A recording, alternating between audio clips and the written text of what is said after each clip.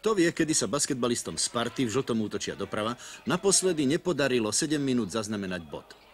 V dnešnom zápase prvej basketbalovej ligy to na bratislavských pasienkoch proti Interu ZTS dokázali hneď v úvode. Domáci rýchlo získali 20-bodový náskok. S ním aj istotu a jednoznačne režírovali priebeh stretnutia. Inter dôraznejšie bránil.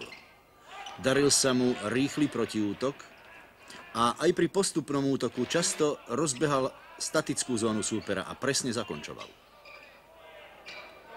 V závere stretnutia vicemajster rezignoval a v drese domácich dostali príležitosť všetci hráči z lavičky. Nakoniec Inter ZTS Sparta Praha vysoko, ale zaslúžene 95-67.